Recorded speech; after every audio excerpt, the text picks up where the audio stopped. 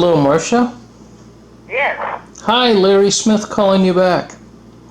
Hi, Larry. I hoped it would be you. What time is it there? It's your bedtime, you said. Yes, it's around 11 p.m., but I had to just call you back. I'm so glad you did. How are things with you? We're fine. How are you? Oh, well, I guess we have to say all things considered. At 98, I'm doing well. And, I'm still what they call ambulatory and keeping a very busy life.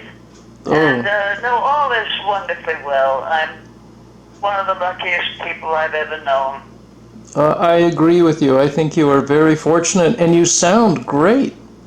Well, good. I'm glad.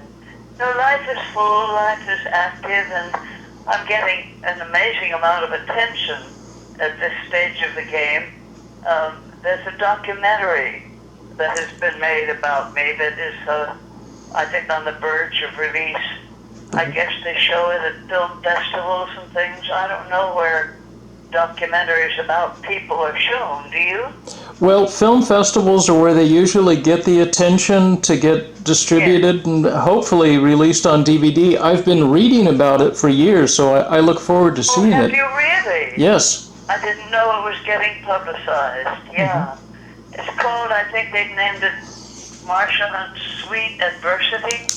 Oh, good Kind title. of like, Yeah. I guess, meaning the blacklist, and that I've had a really lovely life since then. Yes, well, when I hear people talk about you and the blacklist, I think it's amazing that you survived in spite of it, but you're so much more than that. Bless your heart. The films were pretty nearly over by then. I guess there were a few, but they didn't. I don't think they counted for much. But life held a lot more than films for me, and I've been so grateful for that, haven't I? Yes, I've been so lucky. Yeah. you had a wonderful husband, and you had a lot of great friends over the years. Quite a. Well, I am so blessed with friends. I really don't know what I would do without them. I've been a widow almost 30 years, which is hard to believe. And I'm only alone when I want to be. There's family, friends, all kinds of activities going on. Mhm. And life is full, it's varied, and I'm just the luckiest person I've ever known. I truly am, Larry. Not a Well, complaint anywhere. I appreciate your time, and you made my day when you remembered me when I called earlier. That just thrilled me that you remember me out of the Oh, thousands of people there's, you've met. there's only one of you, and I treasure our long time. How many years old are we as friends? Well, we first met at Cinecon. I'm gonna, Yes, Cinecon. yeah, I was gonna say, By the way, I'm not sure that's still going. I never had an announcement about the last one. I mean, about last year. yeah. And maybe they finally abandoned it. No, Unless you heard otherwise. they're still having it. Oh, good. Part of their problem is they don't publicize or advertise as much as they should, but they're still going pretty strong. I think they're going to have one again this year. Good for them. All right. Well, I want. Nostalgia is a very nourishing thing for people. Well, and That's what it is, isn't it? well, people get to discover movies that they've never seen. It's kind of a time travel back to a previous time that that we wouldn't know about if it wasn't for the movies. Yeah. And in many ways it was a golden age. It certainly was. Yeah. My wife. I'm so lucky that I came along in the time span that I did. That I was in the midst of so much wonder and historic kind of greatness of the film medium. Oh, the golden age of Hollywood and MGM. Yeah. My timing was pretty good for that. Yeah. Tell me about you and your life. Well, my wife and I have a couple of cats and a dog. We both live in Culpeper, Virginia, Yes. where we work for the Library of Congress. We work in film history and preservation. Yes. And I work in the nitrate film vaults. I take care of a huge collection of pre-1950 movies for Uncle Sam. Oh, And good for you. I love it. I'm Does sitting, that mean climate? yes, cold and dry. Yeah. Cold and dry. Yeah. And we have 144,000 reels of movies dating back to the 1800s. Lots of No. Columbia, Say Warner that Brothers. number again. 144,000 reels of nitrate. Oh, Yeah. oh boy. What a responsibility. Well, it's a pleasure for a film buff like me to work in a candy store like that, yes. Oh, it must be. It must be. 144,000. Yeah. Imagine that there are that many. Well, we're lucky. We've got the original camera negatives from Columbia, Warner Brothers, RKO, and Universal. Really? Yeah. No Paramount and Metro. No, Metro stored at the George Eastman House, and Paramount went to UCLA. Oh. But we've What got happened to Metros? George Eastman House has a special agreement with MGM Films. Really? Mm-hmm. Well, what does that mean? Are they kept secret or apart from the world? No, it's just the studios in the 60s, when they decided they didn't need their nitrate film, went looking for an archive, and they would shop around for the best deal they could get, as in, what would you do for us? And, I see. and the Library of... I don't know. I don't understand about nitrate. Is there anything you could explain on the phone? Or do I need to know? Well, just briefly, it's a plastic film stock that was used for the first 70 years of film, and it's highly flammable. So they don't use it anymore because it's so flammable. Yes. But it's yes. also very dependable. It's very flexible. The emulsion sticks to it. The movies look better on it than a lot of modern films. Really? Now, is any treatment given those? The early ones?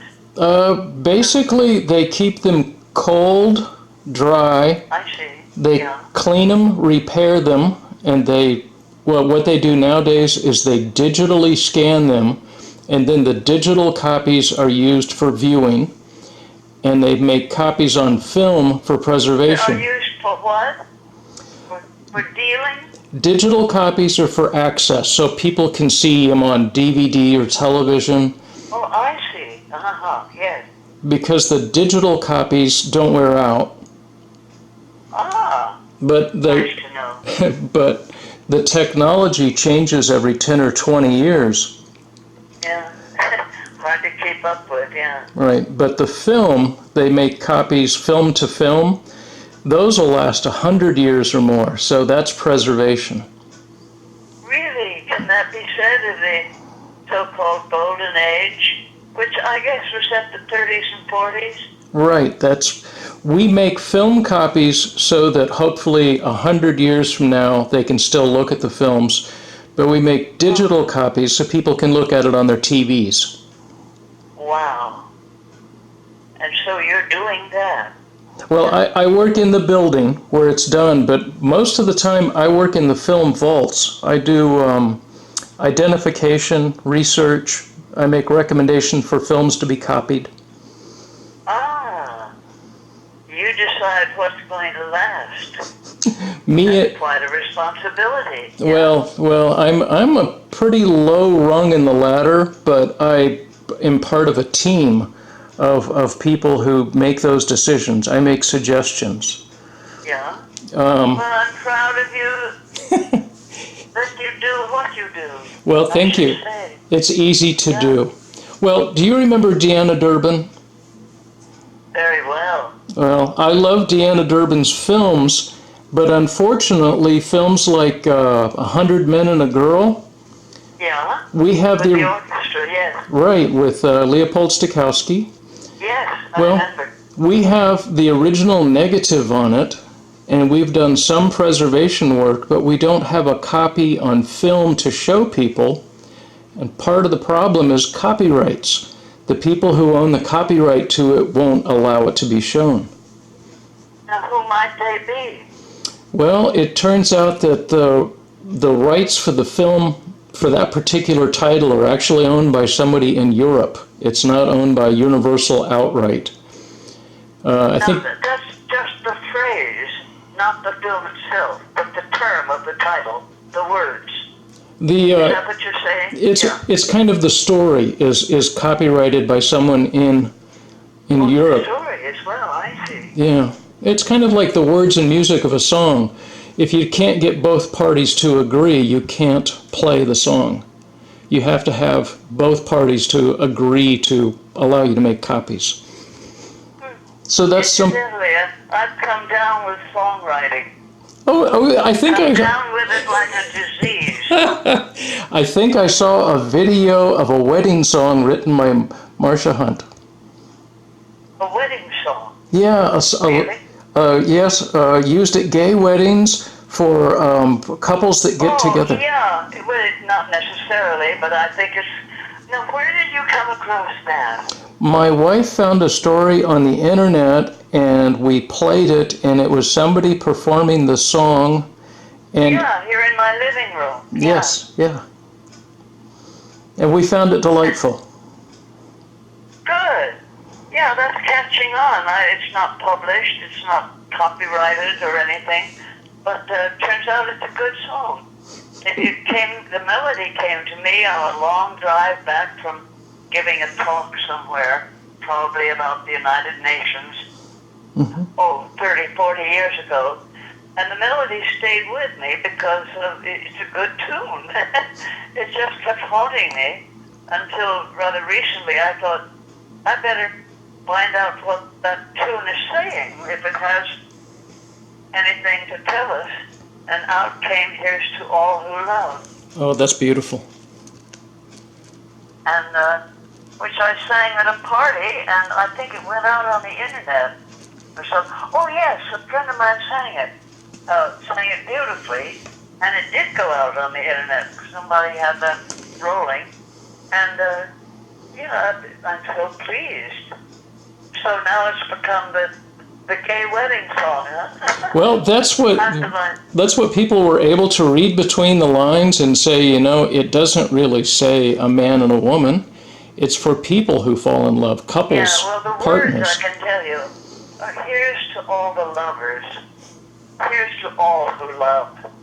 Never mind their genders, their love will rise above. And here's to the joy and tenderness it brings, hope that soars on high wings and sings. Yes, here's to all the lovers, down with those who hate, down with all that censure, so biased and irate. But once there's acceptance, then here comes that dove, with peace to all the lovers and peace to all who love. Oh, I love you. Good. You're wonderful. That is such a sweet, inspirational song that's going to touch people for years to come. Oh, how nice of you to think that. Bless your heart. Yeah, the melody kept coming to me on this long drive back from giving a talk somewhere, and the melody kind of stayed with me because it turns out it is a good tune, but no words. And decades later, I thought, gee, I ought to really figure out if that's saying something, and if so, what? And out came those lyrics. In the arts, you meet a great many homosexuals. And I've never found that a sickness. No. It's up to them. And I wish everybody joy in the emotion of love and the fact of devotion. Sure. And I guess that's what the song turns out to say. You've got to love it when people are happy and they make each other happier. That, exactly. Yeah. They do indeed. And here's to that. Yeah. That's wonderful. Well, it's lovely that you've called. We haven't been in touch in quite a while. Well, And, let me cover 3 points quickly. yeah. One of them, my wife tells me we need to wish you a happy birthday because we forgot to send you a card this year. You are amazing that you've kept track down through all these years. It must be 20, don't you think? Yes, I think it's 20 years because my wife, Right around. yeah, Yeah. my wife and I Right around that. got together 20 years Thank ago, you and for the birthday wish. It was joyous, and they all are. No, I'm greatly blessed. the second point is Jenny and I are going to the Charlottesville Film Festival tomorrow to see Meg Ryan's new film Ithaca, and we'll call you later to let you know what we think about it. Hopefully it'll. Oh, I'd love to know. You know, I went to one. I couldn't tell you the year, but I went to one in Fredericksburg, and it was fascinating. I'm trying to think. Oh dear, names are what leave your poor brain when you get into the 90s. Well, that's close to us. Mac was there with his wife, Oh, and Gregory. yeah, a couple of real favorites of all time were in attendance, and it was a thrill for me to be there for it. And there was a festival with a topic for that particular year, which turned out to be the Blacklist. And Yeah. of course, I was invited to speak. Oddly enough, you know, I was never publicized as having been blacklisted. I simply stopped working. And I guess finally it did sort of creep out that I was denied work Right. for a number of years, simply for having refused to repent of having defended the Hollywood 19. Do you remember all that? Oh, yeah. You do. Good. You're a good historian. Well, and I know that the new film on Dalton Trumbo's coming out, and you've been a guest of I honor, have seen it. and it's good. It is historic. It is important. It is, at least, of course, I'm not very objective about it because we were very close to Dalton. Mhm. My darling husband fronted some of his scripts. Wow. Dalton asked Robert to put his name on some of Dalton's scripts so he could feed his family, Wow. and while he was blacklisted.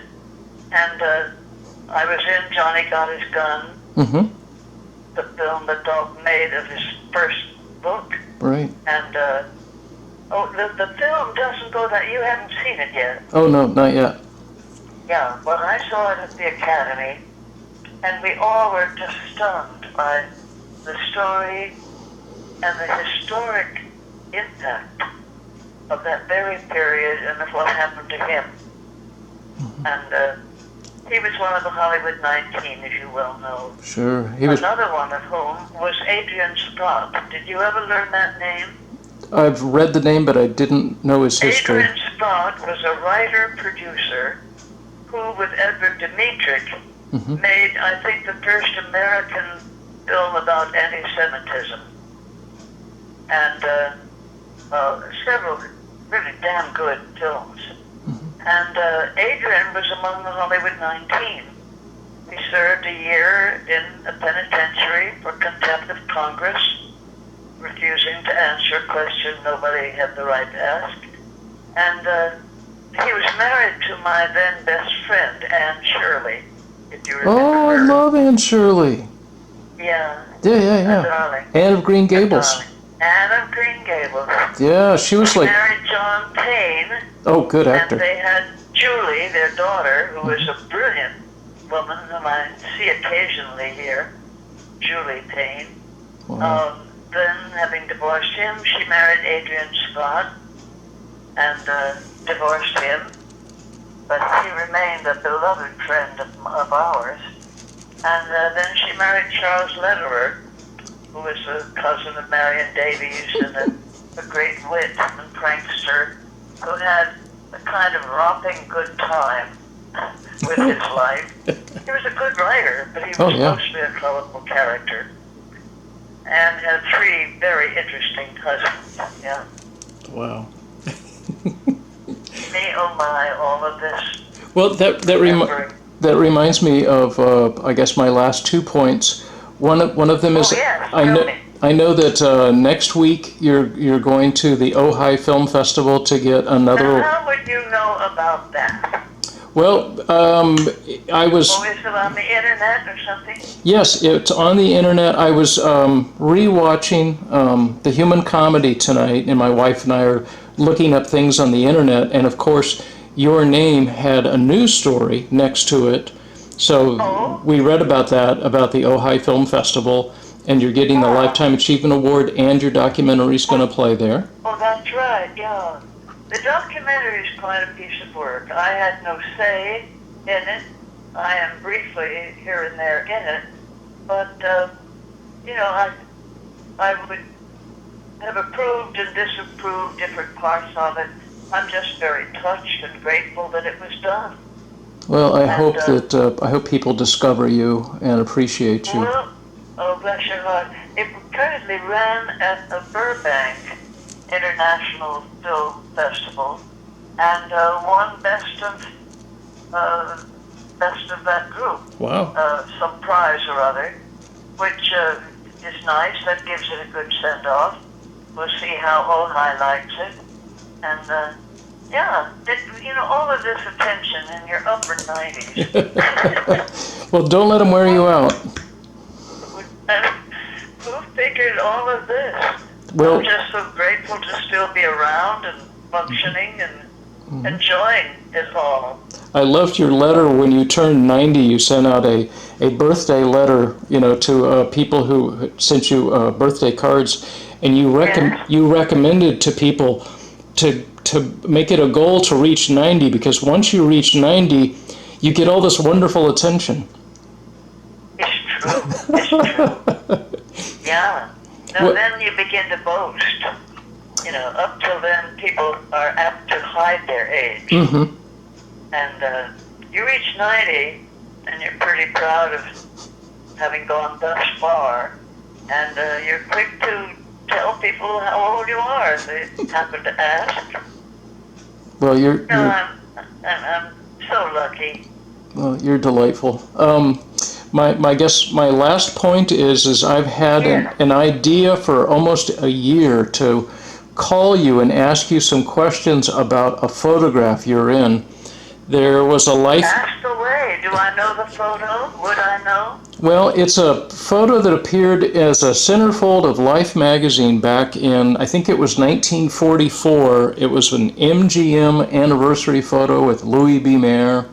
Oh, I have it. I have a large print of it here. Oh, good. I think it's the only time they gathered the whole company together. Company of players with LB. Right. I think they talked about making it annual, but I don't believe it ever happened again. You would know if it ever did. Have you ever heard of another one? Well, no, I don't. I think they've done similar things, but not that, MGM. It might have been Not that studio, right? yeah, it might have been the 30th. What would it be? No, they started in 25, so 44, 45. It would have been the 20th anniversary, I guess. But what I was going to ask you, and I'll do this if it's all right with you, on another phone call, I would like to get my copy of that photograph and just ask you about some of the people in it because you're the last one. Do you know my nephew told me that? He took the trouble to look up everybody, Mm-hmm. and I'm the sole survivor. Which nobody. There's another such where I'm the only one still around. I forget what that was. Well, it's just. Yes, it's true. It's true, apparently. Well, I study history, but you are history. You have all these first-hand memories of I do have. It began 80 years ago in 1935 when I was 17, a year out of high school in New York, having spent that year between 16 and 17 as a Powers model. Oh yeah. Learning how I photographed and attending a dramatic school where we performed before a live audience every Tuesday afternoon, doing short scenes from plays or from movies. And it was such a great year of preparation for the time I was 17, coming out here and being clapped suddenly under contract at Paramount and thrown into the romantic lead of my first time I got paid to act, with not one but two leading men, one of whom was Bob Cummings, and the star was Walter C. Kelly, a vaudeville star on the order of Will Rogers, sort of homespun humor, Right. who had a niece named Grace Kelly. Oh, wow. We heard about her a few years later. Yeah. But Walter C. Kelly was the star of my first film, and I had the romantic lead with these two nice boys, Johnny Downs, who had been in the Our Gang comedies Oh, yeah. as a little boy, and Bob Cummings. Bob had And a you long know who career. also was in my first film? Step in Fetch It. Oh, wow. You know that name? Oh, sure. Great character Yeah. actor. Yes. Yeah, unfortunately, Step in Fetch It was in it. yeah, unfortunately, he's maligned today because of stereotyping, but still very good actor. Yes, yes. No, people get so angry at the treatment of blacks then. And in fact, they were throwing baseballs at his head at an amusement park in a scene in that first movie Oh, of mine. that's terrible. In an amusement park, you aimed at his head, That's and terrible. people were aiming baseballs. Yeah. How's that for humor? That's pretty bad. Yeah? Yeah. 1930. Well, I have to blame it on the audience for buying the tickets, supporting that kind of entertainment, and the writers and the directors. But if it That's was, all they knew. yeah, if it, Larry, that's all they knew. yeah, if it wasn't Step and Fetch It, they would have hired a different actor to play the same character. Yeah, I guess. I guess. Yeah, what a day, what a time. Well, sweetheart, I don't want to keep you up all night, but you are just Oh, you have one other point. Well- Did you give me both you had two more things. well. One of them was the Ojai Film Festival, and the other one was the MGM Portrait. Oh, yes. I want to. Oh, you have a copy of it you'd like me to sign? Was that it? No, I want to call you back and ask you about some of the people in the picture. Just Oh, some of the names, yes. yeah, but I don't want to keep you on the phone all night. Well, I'm afraid that picture is framed and on the wall of a room at the far end of the house, which is a memorabilia room for me, full of history, the history that I've been happy enough to live through.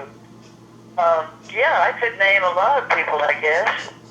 Well, I'll call you All back. gone but me, and my nephew pointed that out. He said, you realize you're the lone survivor. And, I hadn't realized that, but there it is. Well, I'll call you Well, back. 98, that's getting up there. Yeah, you're the lucky one. Am I not? I've never